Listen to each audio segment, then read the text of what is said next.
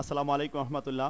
আমি M K জামান, জ্ঞান বিকাশ এবং জ্ঞানবন্ধু পাবলিকেশন কর্তৃক প্রকাশিত ইজি প্লাস হ্যান্ডবুকটির পক্ষ থেকে আপনাদের স্বাগতম। আজকের টিউটোরিয়াল বিষয় ক্যাপিটাল স্ট্রাকচার থিওরি, মূলধন কাঠামো তত্ত্ব। এটি ইনভেস্টমেন্ট ম্যানেজমেন্টের একটি গুরুত্বপূর্ণ অধ্যায়। এই অধ্যায়ের অঙ্কগুলি সূত্রের মাধ্যমে করতে হয়। সহজ উপায় শেখানোর উদ্দেশ্যে ইজি প্লাস হ্যান্ডবুকটিতে আমি সিলেবাস অনুযায়ী এই অধ্যায়ের অঙ্কগুলি 5টি ফরম্যাটে ভাগ করে দিয়েছি। একজন শিক্ষার্থী যদি এই 5টি ফরম্যাটে মাত্র 5টি অঙ্ক ভালোভাবে আয়ত্ত করতে পারেন, তাহলে আশা করি ইনশাল্লাহ এই অধ্যায়ের কোনো অঙ্ক আর জটিল থাকবে না। শিক্ষার্থীগণ, এখন আমরা ফরম্যাট 5টি দেখে আসি। Format number 1, NI approach, net income পদ্ধতি। Format number 2, NOI approach, net operating income পদ্ধতি। Format number 3, traditional approach. Format number 4, MM approach. Format number 5, arbitrage, মীমাংসা প্রক্রিয়া। এবার আসি আমরা ফরম্যাট অনুযায়ী সূত্রগুলি ভালোভাবে দেখে আসি। এনআই অ্যাপ্রোচ, এখানে 4টি প্রশ্ন হতে পারে। 4টি প্রশ্নের 4টি সূত্র দেওয়া হয়েছে। 1 নম্বর প্রশ্ন, find out the share capital, যেটি এস দ্বারা প্রকাশ করা হয়েছে। শেয়ার ক্যাপিটালের সূত্র হলো ইবিটি ভাগ কেই। প্রশ্নপত্রে ইবিটি সাপ্লাই দেওয়া থাকবে এবং কেই প্রশ্নপত্রে দেওয়া থাকবে। ইবিটিকে কেই দ্বারা ভাগ করলে শেয়ার ক্যাপিটাল বের হবে, অথবা EBIT minus interest divide by K E, অর্থাৎ ইবিআইটি থেকে ইন্টারেস্ট মাইনাস করলে কে ইবিটি বের হবে। ইবিটিকে আবার কেই দ্বারা ভাগ করলে শেয়ার ক্যাপিটাল বের হবে। যখন প্রশ্নপত্রে ইবিআইটি সরাসরি সাপ্লাই দেওয়া থাকবে এবং ইন্টারেস্ট অ্যামাউন্ট প্রশ্নপত্রে দেওয়া থাকবে। শিক্ষার্থীগণ, 2 নম্বর প্রশ্ন হবে find out the value of bond. B দ্বারা প্রকাশ করা হয়েছে। বন্ডের সূত্র হলো interest amount divide by K D, অর্থাৎ ইন্টারেস্ট অ্যামাউন্ট তখন প্রশ্নপত্রে সাপ্লাই দেওয়া থাকবে এবং কেডি কস্ট অফ ডেপ্ট এটি প্রশ্নপত্রে দেওয়া থাকবে। 3 নম্বর প্রশ্ন হবে find out the value of farm. Value of ফার্মের সংকেত হলো ভি দ্বারা প্রকাশ করা হয়েছে। এটি সূত্র হলো এস প্লাস বি, অর্থাৎ share capital plus bond capital. অর্থাৎ ভ্যালু বের করতে গেলে আমাদের প্রথমে শেয়ার ক্যাপিটাল এবং বন্ড ক্যাপিটাল তৈরি করে নিতে হবে, তারপরে ভ্যালু অফ দ্য ফার্ম তৈরি করা সম্ভব।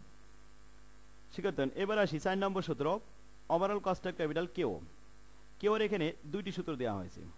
প্রথম সূত্রটি হলো ইবিআইটি ডিভাইড বাই ভি, অর্থাৎ ইবিআইটি তখন প্রশ্নপত্রে সাপ্লাই দেওয়া হবে এবং ভি হলো 3 নম্বর প্রশ্নে রিকোয়ারমেন্টে আমরা প্রথম তৈরি করে নিয়েছি। এই ভি দ্বারা ভাগ করে 100 দ্বারা গুণ করলে যে পার্সেন্টেজ বের হবে এটি হবে ওভারঅল কস্ট অফ ক্যাপিটাল। বিকল্প 2 নম্বর সূত্র হলো কেও সমান সমান কেই প্লাস কেই মাইনাস কেডি, বন্ড ভাগ শেয়ার, অর্থাৎ বন্ড এবং শেয়ার ক্যাপিটাল যদি অ্যামাউন্ট আকারে না দিয়ে অনুপাত আকারে দেওয়া থাকে প্রশ্নপত্রে, তখন আমরা এই সূত্রটি ইউজ করে থাকি।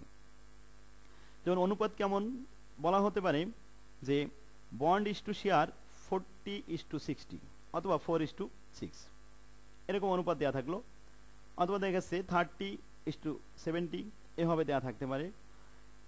যখন প্রশ্নপত্রে অনুপাত দেওয়া থাকবে তখন আমরা বিকল্প সূত্রটি ইউজ করে ওভারঅল কস্ট অফ ক্যাপিটাল বের করতে পারবো। শিক্ষার্থীগণ, এবার আসি আমরা 2 নম্বর ফরম্যাট এনওআই অ্যাপ্রোচ দেখি। এনওআই অ্যাপ্রোচে 8টি প্রশ্ন হতে পারে। এখানে 8টি সূত্র দেওয়া হলো।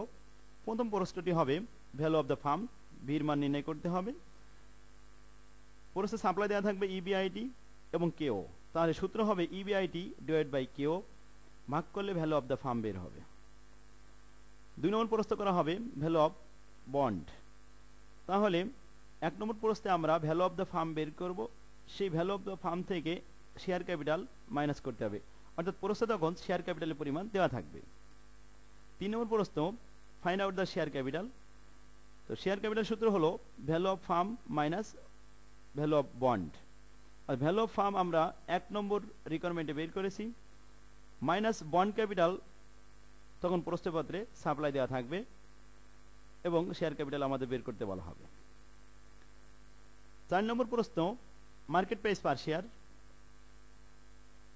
সূত্রটি হলো share capital divide by number of share, অর্থাৎ শেয়ার ক্যাপিটাল আমরা 3 নম্বর রিকোয়ারমেন্টে বের করেছি এবং শেয়ার ক্যাপিটালকে ভাগ করতে হবে নাম্বার অফ শেয়ার দ্বারা, আর নাম্বার অফ শেয়ার তখন প্রশ্নপত্রে সাপ্লাই দেওয়া থাকবে। 5 নম্বর প্রশ্নটি হলো ইপিএস, আর্নিং পার শেয়ার। এর সূত্র হলো EBIT minus interest divide by number of share, অর্থাৎ ইবিআইটি থেকে ইন্টারেস্ট বাদ দিলে ইবিটি হয়, ইবিটিকে নাম্বার অফ শেয়ার দ্বারা ভাগ করলে ইপিএস পাওয়া যায়, আর্নিং পার শেয়ার বেরিয়ে আসবে। 6 নম্বর প্রশ্ন হলো কস্ট অফ ইকুইটি, সূত্র হলো EBT divide by share capital into 100,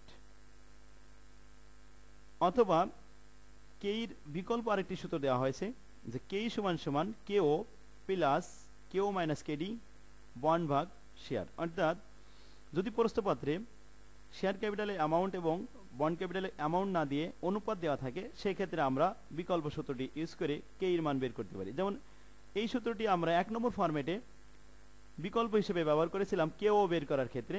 কেও বের করার সময় কেই প্রশ্নে দেওয়া থাকে, আর কেই বের করার সময় প্রশ্নপত্রে তখন কেও সাপ্লাই দেওয়া থাকে।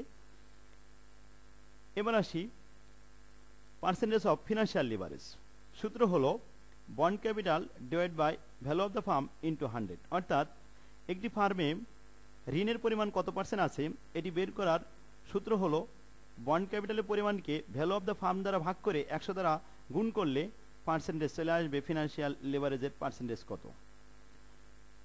8 নম্বর প্রশ্ন ওভারঅল কস্ট অফ ক্যাপিটালের আরেকটি সূত্র হলো KD into bond divided by value plus KE into S divide by value of the firm, অর্থাৎ প্রশ্নপত্রে যদি এভাবে বন্ড এবং ভ্যালু দেওয়া থাকে, এস এবং ভ্যালু দেওয়া থাকে, সেই ক্ষেত্রে আমরা ওভারঅল কস্ট অফ ক্যাপিটাল এই সূত্রটি ইউজ করতে পারি। শিক্ষার্থীগণ, এবার আসি আমরা 3 number format traditional approach. Traditional approach থেকে 6টি প্রশ্ন হতে পারে। প্রথম প্রশ্নটি হলো ওভারঅল কস্ট অফ ক্যাপিটাল, সূত্র হলো কেডি ইন্টু ডব্লিউডি, অর্থাৎ কস্ট অফ ডেপ্টের সাথে ওয়েট অফ ডেপ্ট গুণ করতে হবে, প্লাস কস্ট অফ ইকুইটি কেই ইন্টু ডব্লিউই, অর্থাৎ ওয়েট অফ ইকুইটি। প্রশ্নপত্রে যখন ওয়েট সাপ্লাই দেওয়া থাকবে তখন আমরা এই সূত্রটি ইউজ করব।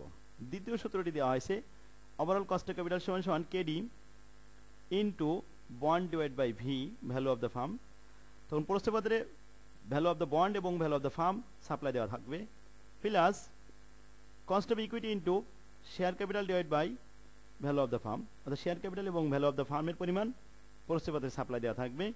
সেই ক্ষেত্রে আমরা ওভারঅল কস্ট অফ ক্যাপিটালের সূত্র দ্বিতীয়টি ইউজ করতে পারবো। 3 নম্বর প্রশ্ন করা হতে পারে value of the firm bond capital plus share capital. 4 number প্রশ্ন ভ্যালু অফ দ্য বন্ড, সূত্র হলো interest amount divide by KD. এ ধরনের সূত্র আমরা 1 নম্বর ফরম্যাটেও দেখেছি, 2 নম্বর ফরম্যাটেও ছিল, ট্র্যাডিশনালেও দেওয়া হয়েছে। এবার আসি 5 নম্বর সূত্র ওভারঅল কস্ট অফ ক্যাপিটাল। এটি ট্র্যাডিশনালের ক্ষেত্রে আমরা এভাবে বের করতে পারি ইবিআইটি ডিভাইড বাই ইবিটি ভাগ কেই প্লাস বন্ড ক্যাপিটাল ইন্টু 100।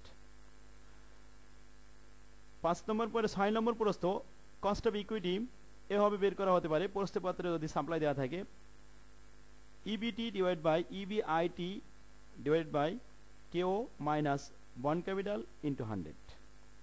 শিক্ষার্থীগণ, আমরা এবার 4 নম্বর ফরম্যাটের সূত্রটি দেখব, মডেল, মডিগিলিয়ানি এবং মিলার মডেল। এখানে লেবারেড ফার্ম এবং আনলেবারেড ফার্ম সম্পর্কে আলোচনা করা হয়, বিভিন্নভাবে প্রশ্ন করা হতে পারে। আমরা এখানে 7টি সূত্র দিয়েছি, যে value of the unlevered firm U দ্বারা প্রকাশ করা হয়, এটার সূত্র হলো EBIT divide by return on investment.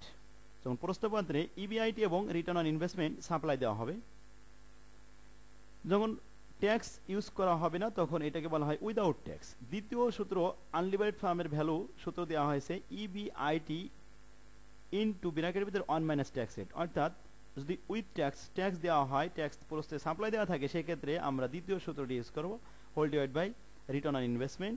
এটা হচ্ছে উইথ ট্যাক্স থাকলে দ্বিতীয়টি, ট্যাক্স দেওয়া না থাকলে প্রথমটি।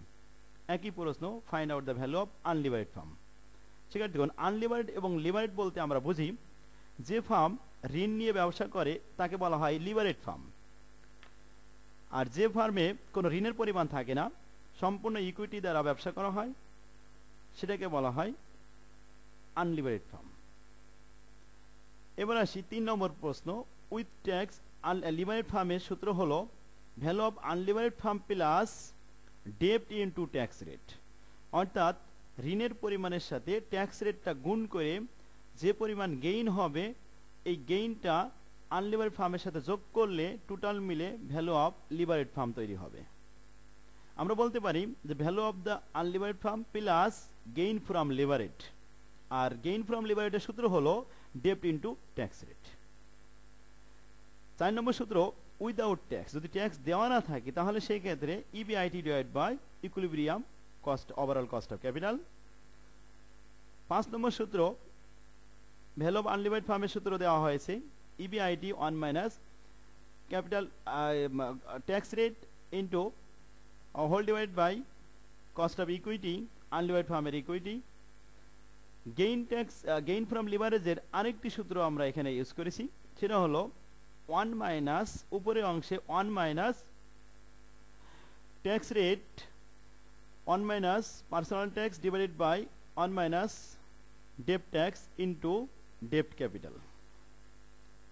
এটি লিবারেট ফার্মের ক্ষেত্রে একই, value of the unlevered firm plus 1 minus উপরের অংশে 1 minus corporate tax into 1 minus personal tax divided by 1 minus ডেপ্ট tax into ডেপ্ট capital. অর্থাৎ প্রথম এই অংশটি, দ্বিতীয় অংশটি এটাকে বলা হয় গেইন ফ্রম লিবারেট, এবং প্রথম অংশ হচ্ছে value of the unlevered farm. এই দুটি যোগ করে টোটাল মিলে হয় লিবারেট ফার্মের পরিমাণ। শিক্ষার্থীগণ, ধীরে ধীরে আমরা 4টি ফরম্যাটের সূত্রগুলি আলোচনা করলাম। 5 নম্বর ফরম্যাট আরবিট্রেজ প্রক্রিয়া, এটি ছকের মাধ্যমে দেখাতে হয়, যার কারণে এখানে সূত্র দেওয়া হলো না। এবার আসি, আমাদের আজকের ক্লাস এখানে শেষ করতে পারি। দ্বিতীয় ক্লাস দেখার জন্য আপনাদের আহ্বান রইল। দ্বিতীয় ক্লাসে আমরা 1 নম্বর এবং 2 নম্বর ফরম্যাটের গাণিতিক সমস্যাগুলো সমাধান করব। শিক্ষার্থীগণ, তাহলে আমাদের ক্লাস এখানে শেষ করলাম।